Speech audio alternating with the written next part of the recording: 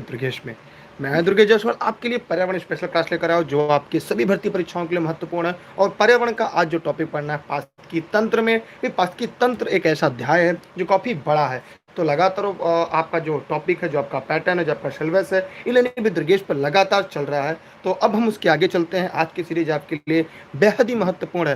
थोड़ा सा फास्ट पढ़ाएंगे, इसलिए आप कॉपी कलम लेकर बैठे रहिएगा। जो भी साथी ई लर्निंग विद दुर्गेश से जुड़े हैं, तो आप सब अगर तैयार हो गए हो तो भैया कॉपी कलम लेकर बैठ जाइए, ताकि हम लोग सीरीज की एक अच्छी तैयारी कर लें। और वीडियो के अंत तक जरूर बने रहिएगा।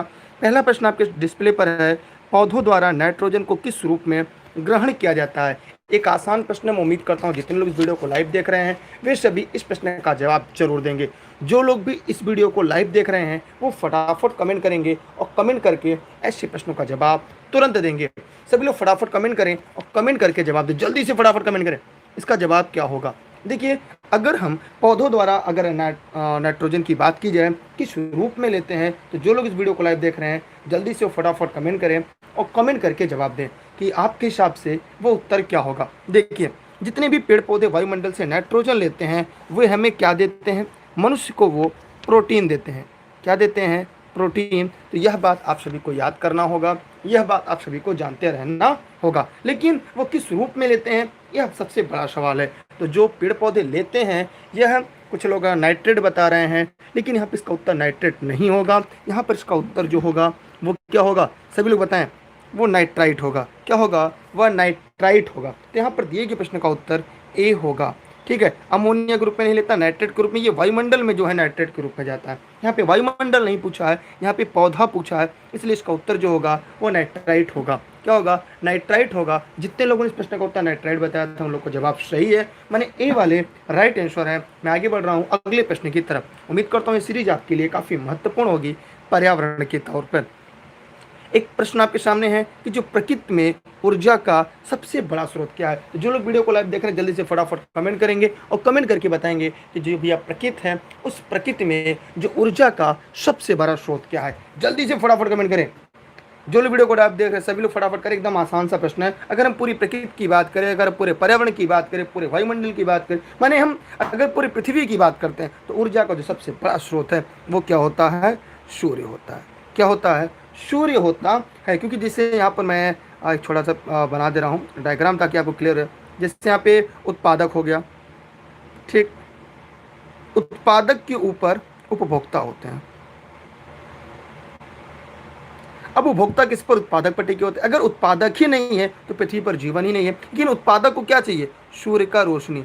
मैंने कल आपको डायग्राम के माध्यम से बताया था कि बिना सूर्य के प्रकाश के ये प्रकाश संश्लेषण नहीं कर पाएंगे तो पूरी पृथ्वी पर जीवन नहीं होगा। मतलब इस प्रश्न का उत्तर जो होगा वह डी अर्थात सूर्य अर्थात सन। अभी हाल ही परीक्षा में यूपी पीसीएस की परीक्षा में यह प्रश्न पूछा गया था, वहां पर भी उत्तर सूर्य था। तो मतलब जो आपकी परीक्षा की तैयारी है वो काफ़ी बेहतर है। चाहे भी टेट की तैयारी करें, सी टेट के V S D S S B super TET, लेखपाल, पीसीएस, या आप एसआई पुलिस किसी की भर्ती परीक्षा की तैयारी करते हैं, अगर आप पर्यावरण के कॉन्सेप्ट क्लियर किए हैं तो आपका कई चीज़ें क्लियर हो जाएंगी। मैं आगे बढ़ रहा हूँ अगले प्रश्न की तरफ। सभी लोग फटाफट कमेंट करेंगे। अगले एक छोटा सा प्रश्न आपके सामने है। एपीफाइट्स वे पौधे हैं जो अन्य पौधों पर निर्भर होते हैं। जल्दी से फटाफट कमेंट करके जो आपका एपीफाइट्स पौधा है वो कौन से पौधों पर आश्रित रहता है। जल्दी से फटाफट कमेंट करिएगा। जो भी साथी लेनी दुर्गेश लाइव देख रहे हैं फटाफट कमेंट करेंगे और कमेंट करके बताएंगे। जल्दी से बताइए। सभी लोग फटाफट कमेंट करें, कमेंट करके बताएं। जो लोग भी लाइव देख रहे हैं फटाफट कमेंट करें। देखिए, यहाँ पर अगर एपीफाइट्स पौधे की बात करें, देखिए मैंने एक दिन अगर आप रेगुलर क्लास पढ़ रहे होंगे तो मैंने आपको एक दिन पूरा लेक्चर लिया था। वहाँ पे मैंने सभी पौधों के बारे में बताया था, किसका क्या उपयोगिता होती है, किससे कब कौन सी फाइट के नाम से जाना जाता है। तो मैंने वहाँ पे सारे तथ्यों को स्पष्ट किया था। उम्मीद करते अगर आप डेली क्लास लाइव लेते होंगे लर्निंग विद दुर्गेश पर तो आपके भी सारे कॉन्सेप्ट क्लियर होंगे। अगर आप नहीं लेते होंगे तो भैया तो वो आपकी समस्या और आपकी मजबूरी है और वो आपका व्यक्तिगत कारण है। लेकिन मैंने आपको पूरी थियरी इसकी पढ़ा दी थी, तो कोई ये नहीं कह सकता कि सर आपने थियरी नहीं पढ़ाई थी। देखिए एपीफाइट्स क्या होता है, ध्यान दीजिएगा। यहाँ पे एपीफाइट्स के बारे में पूछा गया है। तो जो एपीफाइट होता है वह यांत्रिक अवलंबन के लिए होता है। क्या होता है? यांत्रिक अवलंबन के लिए होता है। मतलब जितने लोगों ने इसका उत्तर बी बताया है उनके जवाब पूरी तरह से सही है। मैं आगे बढ़ रहा हूँ अगले प्रश्न की तरफ। तो बिना देरी के आप लोग भी वीडियो में जुड़ते जाइएगा। ध्यान से देखिएगा, प्रथम पोषक स्तर के अंतर्गत कौन आते हैं। तो सभी लोग फटाफट कमेंट करेंगे और कमेंट करके दिए गए प्रश्न का जवाब देंगे और थोड़ा सा तेजी से जवाब देंगे। अगर आपने अभी तक वीडियो को शेयर नहीं किया, सबसे पहला काम शेयर करिएगा। जो भी साथी नए आ रहे हैं वो टेलीग्राम पे जुड़ेंगे, क्योंकि सभी क्लास की जो नोटिफिकेशन हमारे टेलीग्राम पे मिलेगी। दुर्गेश सर सर्च करके ई लर्निंग विद दुर्गेश पर। बताइए सभी लोग फटाफट कमेंट करके। देखिए, अगर पोषक की बात करें तो मैं यहाँ पे कई चीज़ें आपको स्पष्ट करूँगा, कई चीज़ें मैं यहाँ पे समझा दूंगा कि जो पोषक स्तर होता है वो कैसे होता है, कैसे वो 4 प्रकार का पोषक स्तर होता है और उसके क्या क्या कारण होते हैं, क्यों उसे 4 स्तर में बनाया जाता है, उसे 3 स्तर में क्यों नहीं बनाया जाता। ऐसे बहुत सारे प्रश्न हैं, उन सभी को तथ्यों को हम एक एक कर आपको स्पष्ट करेंगे। देखिए, यहाँ पर अगर हम देखें तो पोषक स्तर फर्स्ट की बात करें तो यहाँ पर क्या होता है, पादप आता है। दूसरे की बात करें तो शाकाहारी आता है, फिर मांसाहारी आता है, फिर चौरवारी आता है। माने पोषक स्तर फर्स्ट, सेकंड में शाकाहारी, थर्ड में मांसाहारी, फोर्थ में सर्वाहारी। और पहले में क्या होता है, हरे पेड़ पौधे पादप जिन्हें हम, इसलिए इसका उत्तर क्या होगा, डिश का राइट आंसर है, डिश का सही जवाब है। ठीक है, वीडियो को फटाफट आप लोग शेयर कर दीजिएगा। विद्या माई कसम है, वीडियो को जितने लोग लाइव देख रहे हैं फटाफट वीडियो को अपने सभी साथी मित्रों को शेयर कर देंगे। और वीडियो अगर अभी लाइक नहीं किया तो लाइक जरूर कर दीजिएगा। क्लास आज थोड़ी सी जल्दी खत्म होगी कि आज टॉपिक ये खत्म होगा, कल से हम लोग नई टॉपिक हो सकता है पढ़ें। तो निम्न में से किसने सबसे पहले गहन पारिस्थितिकी डीप इकोलॉजी शब्द का प्रयोग किया था। अगर आपने इस वीडियो को पहले से देखा होगा तो मैंने आपको बताया था कि डीप इकोलॉजी का प्रयोग सबसे पहले किस व्यक्ति ने किया था। ठीक है, आप अगर इस वीडियो पे लाइव रहे होंगे पहले से तो मैंने उनके बारे में कमेंट करके बताया होगा। मैंने वहाँ पे बताया था, पढ़ाया भी था कि डीप इकोलॉजी का शब्द का जो प्रयोग है वो सबसे पहले किस व्यक्ति ने और कब किया था। और मेरा उद्देश्य यही था ताकि आप तथ्यों को समझें, तथ्यों को आगे बढ़ें और परीक्षा में ऐसे प्रश्न में गलतियाँ ना करें। तो डीप इकोलॉजी को हिंदी में गहन पारिस्थितिकी कहा जाता है। और 1972 में किसने किया था, अर्निस्ट नेश ने। किसने, अर्निज है, कहीं कहीं आपको अर्निस्ट मिल जाता है, ध्यान दीजिएगा, कहीं कहीं आपको अर्निस्ट नेश मिल जाता है। कब, 1972 में। डीप इकोलॉजी लिखना चाहें तो लिख लीजिएगा, डीप इकोलॉजी शब्द का प्रयोग किया था। यह बात आप लोग जानते रहिएगा। इन्होंने ही इकोसॉफी का प्रयोग किया था। इन्होंने क्या किया था, इकोसॉफी का भी प्रयोग किया था। ठीक है, बाकी जब पेड क्लास हम लोग इनके बारे में और चीज़ें देख लेंगे। इकोसॉफी का भी शब्द का जो प्रयोग था ये किसने किया था, अर्निस्ट नेश ने किया था। तो बहुत बहुत धन्यवाद आप लोग का। वीडियो को शेयर जरूर करिएगा, अपने सभी साथी मित्रों तक पहुँचाइएगा। ठीक है, मैं आगे बढ़ा अगले प्रश्न की तरफ। चाहे तो स्क्रीनशॉट आप कर सकते हैं इसकी। अगला प्रश्न आपके सामने है, यहाँ पे दिख रहा होगा, निम्नलिखित में से कौन एक पारिस्थितिकी के तंत्र में संबंध सही नहीं है। माने 3 है और एक नहीं है। तो भैया आप इस प्रश्न का जवाब जरूर दीजिएगा कमेंट सेक्शन में कमेंट करके, जो भी वीडियो को लाइव देख रहे हैं, क्योंकि ऐसे प्रश्न प्राय परीक्षा में पूछे जाते हैं।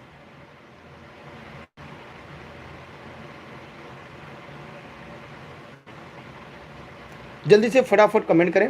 और अगर आपको कोई भी क्वेरी हो तो आप 6306344367 पर व्हाट्सएप करें। अगर आपको रिप्लाई नहीं है तो कुछ देर के बाद फिर मैसेज करें, आपको रिप्लाई जरूर मिलेगा। ठीक है, तो यहाँ पर ही आप लोग चाहे और UP TET, C TET, KBS, DSSB, लेखपाल, जो भी भर्ती परीक्षा हो तो आप इस पर कॉल करके जानकारी ले सकते हैं। तो यहाँ पे बताने निम्न में से कौन एक पारिस्थितिकी तंत्र के संबंध में सही नहीं है। आइए देखते हैं कौन सही नहीं है। कह रहा है कि पारिस्थितिकी तंत्र किसी निश्चित स्थान, इकाई, समस्त जीवों, वातावरण पर प्रतिनिधित्व करता है। जी हाँ, ये तो सही बात है। फिर कह रहा है यह एक कार्यशील इकाई है। जी हाँ, ये कार्यशील इकाई है। फिर कह रहा है इसकी अपनी कार्यशील इकाई है। जी हाँ, अपनी कार्यशील इकाई है। यह एक बंद, जी नहीं, यह एक खुला तंत्र। ये कैसा है, यह एक खुला तंत्र है। तो जो गलत है वही सही है, क्योंकि यहाँ पे पूछा है कौन सा सही नहीं है, माने कौन सा गलत है, माने नकारात्मक प्रश्न था। इसलिए इस प्रश्न का उत्तर क्या होगा, डी का राइट आंसर होगा, डी का सही जवाब होगा।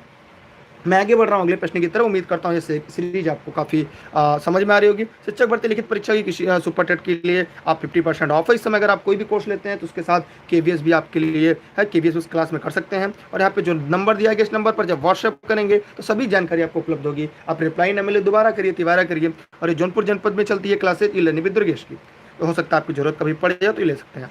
चलिए अगला प्रश्न है, यूट्रोफिशन, यूट्रोफिकेशन क्या है। सभी लोग फटाफट कमेंट करें, बताएं यूट्रोफिकेशन क्या है। जो लोग वीडियो को लाइव देख रहे हैं फटाफट कमेंट करेंगे और कमेंट करके बताएंगे क्या है ये। चलिए मैं थोड़ा सा तेजी से पढ़ाऊंगा क्योंकि आज उम्मीद करते हैं पढ़ने वालों की संख्या काफ़ी कम है। देखिए यह एक प्रक्रिया है जो अत्यधिक पोषक तत्वों के होने के कारण जल में पौधों के विकास में वृद्धि करता है। मतलब इसका ए इस प्रश्न का सही जवाब है। ए इस प्रश्न का राइट आंसर है। माने जितने लोगों ने इस प्रश्न का ए जवाब दिया है उनके जवाब सही है। ये प्रश्न परीक्षा में पूछा जा चुका है कि यूट्रोफिकेशन क्या है। यह एक प्रक्रिया है जो अत्यधिक पोषक तत्व होने के कारण जल में पौधों के विकास में वृद्धि करती है।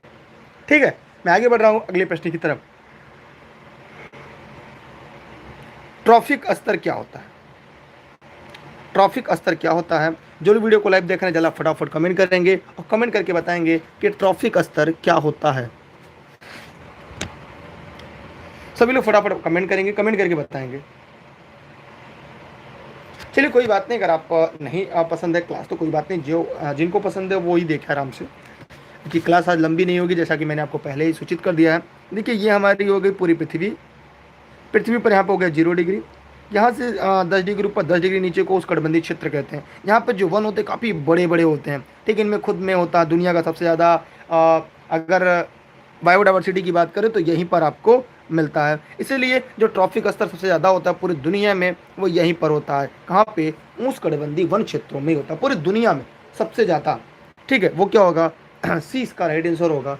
सी इसका सही जवाब होगा। मैंने ये भी बताया है कि भूमध्य रेखा से जो जो ध्रुवों की तरफ बढ़ेंगे जैव विविधता क्या होती है? कम हो जाती है। लेकिन अगर ध्रुव से अगर भूमध्य रेखा की तरफ बढ़ते हैं तो जैव विविधता क्या होती है? बढ़ती जाती है। ये दोनों एक दूसरे के विपरीत हैं।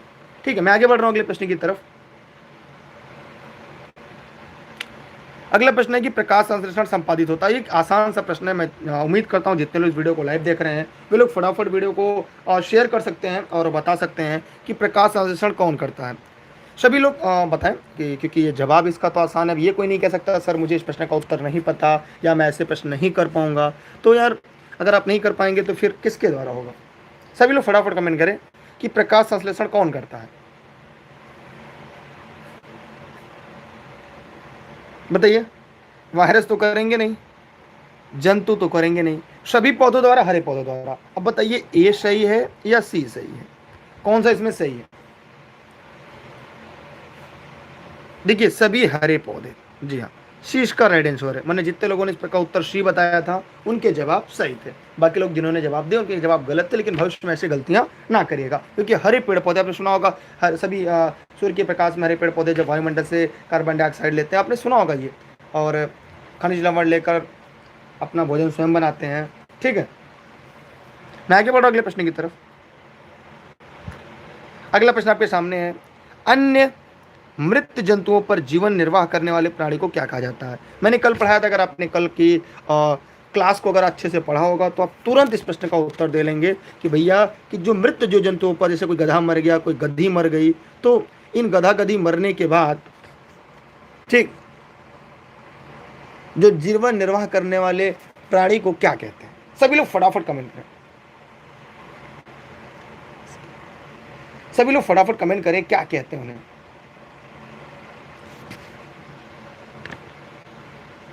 देखिए स्कैवेंजर कहते, स्कैवेंजर कहा जाता है। डिकम्पोज करने का काम करते हैं, ये अपघटित होता है। इसका अर्थ क्या होता है? अपघटित। स्कैवेंजर कहा जाता है। इसलिए इसका उत्तर क्या होगा? सी इसका राइट आंसर है। यह परीक्षा में कई बार पूछा जा चुका है। अगर आप लगातार ई लर्निंग के तरीके से पढ़ रहे होंगे तो आपका प्रश्न सही होगा। डिकम्पोजर जो होता है वो अपघटित होता है, वो अपघटक करने के बाद होता है, डिकम्पोज करने का काम करते हैं। ठीक है, कौन? स्कैवेंजर। यहाँ पर जीवन निर्वाह के लिए प्राणी पूछा, तो जो प्राणी होते हैं वो स्कैवेंजर के नाम से जाने जाते हैं। तो ये बात आप लोग अच्छी तरह से जानते रहिएगा। प्रायः परीक्षा में ऐसे प्रश्न आते हैं तो आप वहाँ पे गलती मत करिएगा। मैं आगे बढ़ रहा हूँ अगले प्रश्न की तरफ। अगला प्रश्न आपके लिए है कि किसी भी जगह को फ्लोरा तथा फना, यहाँ पे फोना दिया है, फ्लोरा तथा फना, ये परीक्षा में बहुत बार पूछा जा चुका है। क्या सूचित करते हैं? अगर आप ई लर्निंग दुर्गे से जुड़े होंगे या किसी भी भर्ती परीक्षा की तैयारी कर रहे होंगे, आपने बड़ी परीक्षाओं में देखा होगा, चाहे यूपी टेट में पूछा जा चुका है, दरोगा में पूछा जा चुका है, और आपके कई बड़ी भर्ती सिविल की परीक्षाओं में कई बार पूछा। फ्लोरा एवं फोना के बारे में बहुत बार पूछा गया। ये करते क्या है बताइए? सभी लोग फटाफट बताएं क्या करते हैं। देखिए ये पक्षियों, पेड़ पौधों को, ये पेड़ पौधों जंतुओं को सूचित करते हैं। मतलब ये प्रदूषण को सूचित करते हैं, जिससे पता चल पाता है प्रदूषण का स्तर क्या है। इसलिए इस प्रश्न का जो सही विकल्प होगा वह ए इसका राइट आंसर होगा। ए इसका सही जवाब होगा। ए अगर आपने बताया तो इसका राइट आंसर है। क्लियर? कोई डाउट किसी को हो तो पूछ सकता है। मतलब ए वाले सही जवाब है। एक आंसर सही है। मैं आगे बढ़ रहा हूँ अगले प्रश्न की तरफ। अगला प्रश्न आपके सामने है कि जो पेड़ पौधे प्रदूषण को घटाते हैं, जो पेड़ पौधे होते हैं वे प्रदूषण को घटाते हैं क्योंकि वे अवशोषण करते हैं किसका? तो जो पेड़ पौधे प्रदूषण को घटाते हैं क्योंकि क्या अवशोषण करते हैं? मतलब ये एकदम आराम से सरल प्रश्न है और मैं उम्मीद करता हूँ जितने लोग इस वीडियो को लाइव देख रहे हैं वे सभी लोग इस प्रश्न का जवाब जरूर देंगे। सभी लोग, जितने भी लोग इस वीडियो को देख रहे हैं, किसी का भी जवाब गलत नहीं होगा। जी हाँ, ये क्लास प्रतिदिन रात 9:30 बजे ई-लर्निंग विद दुर्गेश पर लाइव चलती है। जो भी लोग इस वीडियो को देखते हो प्रतिदिन लाइव आकर देखेंगे तो ज़्यादा हमें भी खुशी मिलेगी और उम्मीद करता हूँ कि आपको भी इससे ज़्यादा ही खुशी मिलेगी। बाकी आपकी इच्छा, आप क्या चाहते हैं, क्या करते हैं, मुझे तो नहीं पता कि आप चाहेंगे लोगों तक पहुँचाना या नहीं। देखिए यहाँ पर क्या होगा, कार्बन मोनोऑक्साइड को इसको हम कहते हैं CO गैस। ये होता है दम घोटू गैस। इसे क्या कहते हैं? दम घोटू गैस के नाम से भी जानते हैं, लेकिन ये इसका विकल्प नहीं होगा। ये होगा कार्बन डाइऑक्साइड, CO2। ठीक है, इसे क्या कहते हैं? ये हमारा ग्रीन हाउस गैस कहलाता है। ठीक है, ये भी ग्रीन हाउस कहलाता है, ये भी ग्रीन हाउस गैस कहलाता है। CO2 को प्रदूषण घटाता है, मतलब क्योंकि जब हरे पेड़ पौधे वायुमंडल से जब प्रकाश संश्लेषण करते हैं तो CO2 लेते हैं। ठीक है, नाइट्रोजन वायुमंडल में 78.8% है, जिसकी वजह से कहीं आग नहीं लग पाती। ये वृक्षों के लिए महत्वपूर्ण होता है। लेकिन इस प्रश्न का उत्तर जो होगा वो 20 का राइट आंसर है, 20 का सही जवाब। मैंने जो लोग इस वीडियो को लाइव देख रहे हैं उनका जवाब 20 सही। मैंने जितने लोगों ने बी बताया उनके जवाब सही हैं। मैं आगे बढ़ रहा हूँ अगले प्रश्न की तरफ। अगर आपको यहाँ तक किसी को कोई डाउट हो, कोई समस्या हो तो कमेंट करके जरूर हमसे पूछ सकता है। चलिए KVS की ऑनलाइन क्लास के लिए भी यहाँ पे एक छोटा सा एडवर्टाइज आपके सामने है। Live class, video lecture, test series, PDF notes और परीक्षा तक आप क्लास पढ़ सकते हैं। यहाँ पे आपके कॉलिंग नंबर दिया गया, व्हाट्सएप नंबर पे ऑनलाइन क्लास अपनी जानकारी ले सकते हैं। ये क्लासेस जौनपुर जनपद में ई-लर्निंग विद दुर्गेश पर लाइव चलती हैं। ठीक है, चलिए यहाँ पर अधिकतर जो पेड़ पौधे कहाँ पाए जाते हैं? सभी लोग फटाफट कमेंट करेंगे, जवाब देंगे। आसान सा प्रश्न है कि अधिकतर जो पेड़ पौधे होते हैं कहाँ मिलते हैं? सभी लोग फटाफट कमेंट करें जो लोग वीडियो को लाइव देख रहे हैं। अधिकतर जो पेड़ पौधे होते हैं वो कहाँ मिलते हैं? जल्दी जल्दी जब आप प्रश्न पूछें, आंसर दें आप। स्थल मंडल, जल मंडल, वायुमंडल, प्रकाश मंडल कहाँ मिलते हैं? यार सीधी सी बात है कि जो पेड़ पौधे वायुमंडल में होते हैं ज्यादा कहाँ मिलते हैं? आपने एकदम सही बताया कि ज्यादातर वो स्थल मंडल में मिलते हैं। कहाँ मिलते हैं? कि ज्यादातर स्थल मंडल में मिलते हैं। इसका मतलब इसका उत्तर क्या होगा? इसका राइट आंसर होगा। ठीक,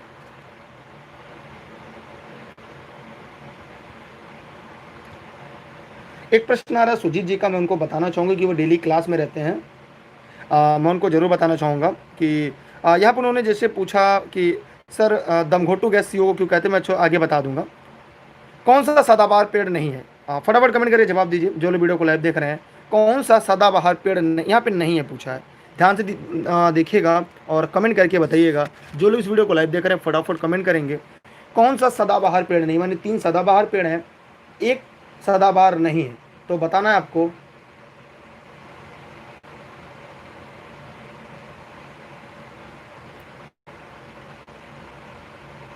देखिए यहाँ पे नीम जो है वो सदाबहार वन, हमारे आसपास इमली मिलती है, बबूल मिलता है, लेकिन इसका जो शहतूत है वो सदाबहार पेड़ नहीं है। जो गलत है वही सही है, माने डीश का राइट आंसर है, डीश का सही जवाब है। ये अगर आपने नोट्स पढ़ी होगी ई-लर्निंग विद दुर्गेश की पर्यावरण की तो उसमें आपको ये सारी चीज़ें मिल गई होंगी। ठीक है, अगला प्रश्न आपके सामने है कि पौधों में प्रकाश संश्लेषण की क्रिया किस रंग में सबसे अधिक होती है? ये बहुत ही इंपॉर्टेंट प्रश्न है, प्राय परीक्षा में पूछा जाता है। तो जो भी साथी अभी तक टेलीग्राम पे नहीं जुड़े हैं, जो नए आए हैं, वो टेलीग्राम पे जुड़ जाएंगे तो बाकी सभी क्लासेज जैसे हिंदी, गणित, मनोविज्ञान, विज्ञान आदि की जो क्लासेज होती है, हिस्ट्री, जोग्राफी, पॉलिटिक्स, सभी की लिंक आपको टेलीग्राम पर मिल जाएगी। दुर्गेश सर सर्च करके ई-लर्निंग विद दुर्गेश पर ऑनलाइन क्लास और नोट्स के लिए ये नंबर आप व्हाट्सएप के लिए आपके काम आ सकता है। आप लोगों ने एकदम सही बताया है कि प्रकाश संश्लेषण किस रंग में सबसे ज़्यादा होता है? लाल। ये रट लीजिएगा, ये प्रश्न सीधा रिपीट कर देता है, माने ये प्रश्न रिपीटेड पर सीधा पूछ ही देता है कि प्रकाश संश्लेषण की जो क्रिया है वो किस में सबसे ज़्यादा होती है, माने किस कलर में सबसे ज़्यादा होती है। तो ये रट्टा मार दीजिएगा, वो लाल रंग है। कौन सा? Red colour. कभी कभी प्राय ये पूछ लेता है कि किस कलर में, तो रेड कलर में, लाल में सबसे ज़्यादा होता है। तो ये बात अगर आप लोग को पता है, अगर ये बात आप जानते हैं तो अमूमन यहाँ पे गलती नहीं होती, सीधा हूबहू प्रश्न ही पूछता है परीक्षा में। और आप लोग ऐसे भी महारथी हैं, मार देंगे तुरंत। ठीक है, मैं आगे बढ़ रहा हूँ अगले प्रश्न की तरफ। चलिए यहाँ पर आपके राजेश लेखपाल की online batch E learning with Durgesh पर आप ज्वाइन कर सकते हैं। इस समय अगर आप 15 तारीख तक ज्वाइन करेंगे तो उसके लिए 5,000 जगह 1,000 रुपये फीस आपकी है। और यहाँ पे video course, test series, live lecture, PDF notes आदि चीज़ें मिलेंगी। यहाँ पे मोबाइल नंबर दिया गया, address e learning with Durgesh का है। अगला है कौन सा द्वितीय श्रेणी का उपभोक्ता है। सभी लोग फटाफट कमेंट करेंगे और बताएंगे निम्नलिखित में से कौन सा द्वितीय श्रेणी का उपभोक्ता है। तो सभी लोग फटाफट कमेंट करेंगे और जवाब देंगे कि द्वितीय श्रेणी का उपभोक्ता कौन है। यहाँ पे हो गया आपका उत्पादक, क्या हो गया यहाँ पे, उत्पादक हो गया। अब उत्पादक के बाद आपको ये बताना है कि क्या होगा, ठीक है। इसके ऊपर क्या होगा, शाकाहारी होगा, फिर मांसाहारी, फिर सर्वाहारी, यहाँ पे सर्वाहारी। अब आपको ये बताना है इसमें क्या होगा द्वितीय श्रेणी का। देखिए उत्पादक हो गया और इसे हम प्राथमिक उपभोक्ता कहते हैं, इसे हम द्वितीय उपभोक्ता कहते हैं और इसे हम तृतीय उपभोक्ता के नाम से भी जानते हैं। शाकाहारी प्राथमिक हो गया। तो अब बताइए जो बकरी है ये तो प्राथमिक उपभोक्ता हो गई, शेर है ये मांसाहारी है, ठीक, हाथी है, सांप है, तो जो शेर है ये मांसाहारी है। तो यहां पर इसका उत्तर क्या, बताइए आप लोग। इसमें किसको रखेंगे, शेर को रखेंगे, द्वितीय श्रेणी का उपभोक्ता किसे रखेंगे,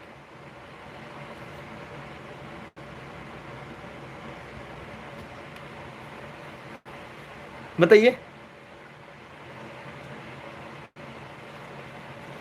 देखिए बहुत ही अजीब सा प्रश्न है। इसमें द्वितीय श्रेणी का उपभोक्ता किसे रखेंगे आप लोग बताइए फटाफट कमेंट करके कि अगर आपको रखना होगा द्वितीय श्रेणी का उपभोक्ता तो आप किसे रखेंगे, बताइए सभी लोग फटाफट कदम कमेंट करके।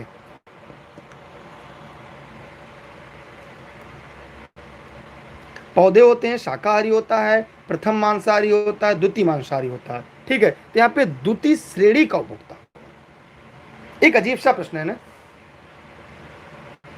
देखिए यहां पर सांप भी सही है और शेर भी सही है, क्योंकि जैसे अगर घास को टिड्डा खाता है, यहाँ पे घास हो गया,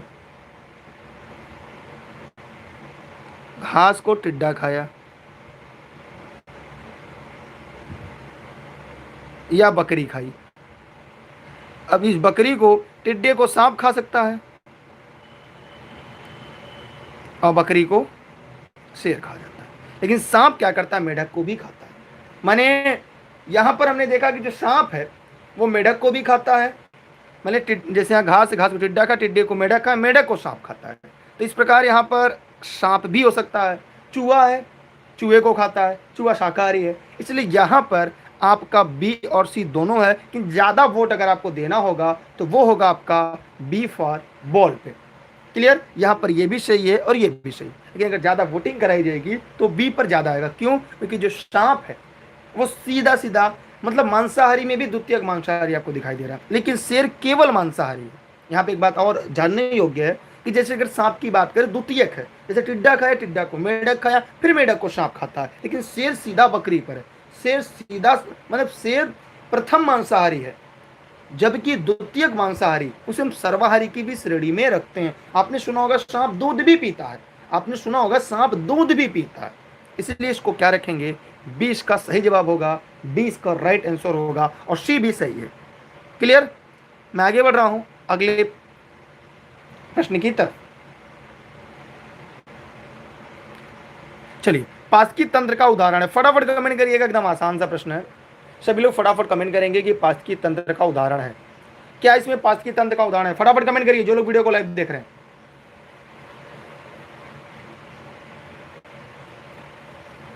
वायु, जल, मृदा, जी नहीं, तालाब इज राइट आंसर। तालाब जितने लोगों ने बताया उनके जवाब सही है, मतलब तालाब इसका सही जवाब है। मैं आगे बढ़ रहा हूं अगले प्रश्न की तरफ। चलिए, निम्नलिखित में से किस पास्तिकी तंत्र में पौधे का कार्बनिक पदार्थ अधिकतम है, फटाफट कमेंट करिए। जो वीडियो को लाइव देख रहे हैं फटाफट कमेंट करें कि निम्नलिखित में से किस पास्तिकी तंत्र में पौधे का कार्बनिक पदार्थ अधिकतम है। तो जो लोग इस वीडियो को लाइव देख रहे हैं वो लोग फटाफट कमेंट करेंगे और कमेंट करके ई लर्निंग विद दुर्गेश पर जवाब जरूर देंगे, चाहे वीडियो कभी देख रहे हैं चाहे आप बाद में देख रहे हैं। सभी लोग जल्दी जल्दी जवाब दें कमेंट करके। निम्नलिखित में से किस पारिस्थितिकी तंत्र में पौधे का कार्बनिक पदार्थ अधिकतम होता है? बताइए सभी लोग फटाफट कमेंट करके।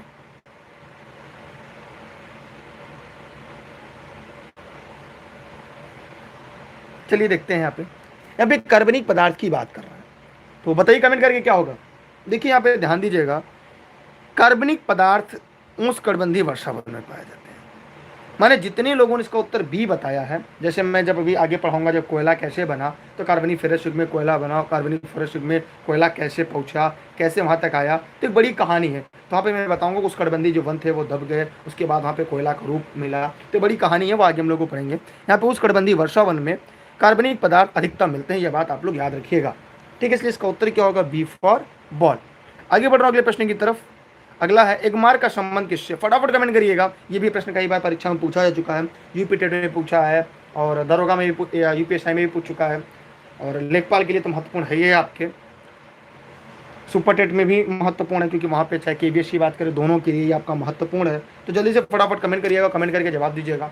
जो लोग इस वीडियो को लाइव देख रहे हैं फटाफट कमेंट करेंगे। जो लोग भी इस वीडियो को लाइव देख रहे हैं फटाफट कमेंट करें।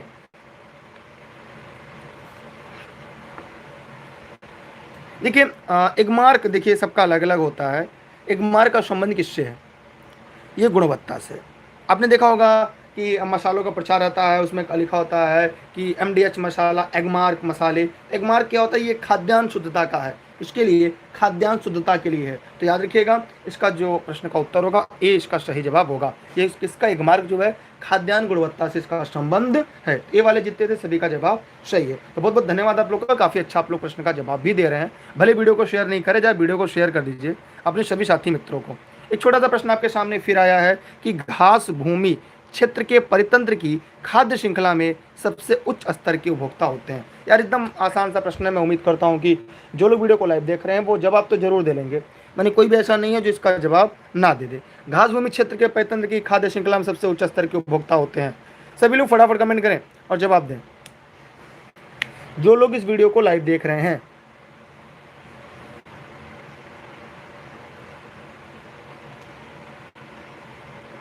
सभी लोग फटाफट कमेंट करें यार, आप लोग प्रश्न का जवाब तो दे। वीडियो को शेयर नहीं कर रहे हैं आप लोग, पता नहीं क्या है, आपको पढ़ाने में कमी लग रही है, आपको लग रहा है कि इससे बेहतर भी प्रश्न आपको मिल सकता है। यार इससे बेहतर प्रश्न की सीरीज आपको नहीं मिलेगी लेनी भी दुर्गेश पे। देखिए अगर मैं यहाँ पे घास की बात करूँ, घास भूमि में, तो यहाँ पे क्या होगी? घास होगी। घास के ऊपर क्या होगा? यहाँ पे शाकाहारी होंगे, और इन शाकाहारियों को खाने के लिए क्या होंगे? मांसाहारी होंगे, और इन मांसाहारी के ऊपर क्या होते हैं? लेकिन यहाँ पे सर्वाहारी नहीं दिखाई दे रहा है। जंगल में जहाँ देखेंगे वहां पे आपको शेर मिलेंगे, चीता मिलेंगे, तो यहाँ पर सर्वाहारी नहीं है। जब सर्वाहारी नहीं तो उच्च पे क्या हो गया? मांसाहारी।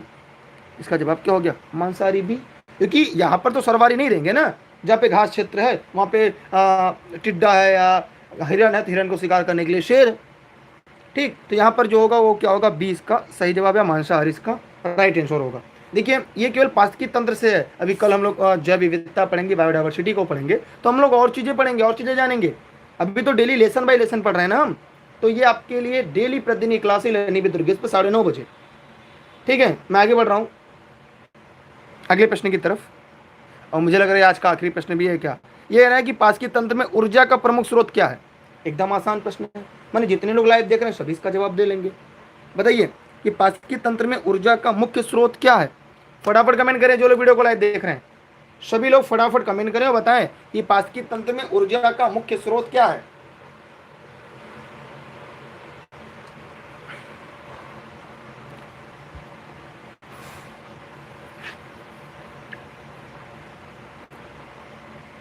बताइए फटाफट कमेंट करके। यार सीधी सी बात है, सूर्य का प्रकाश, इसमें क्या टाइम लगाना है, ठीक है। इसका उत्तर क्या है? बी इसका सही जवाब।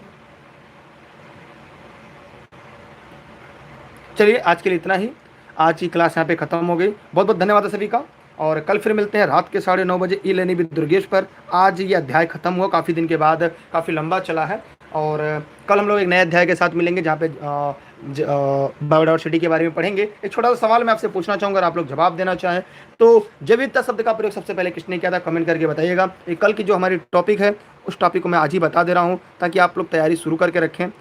Bio diversity,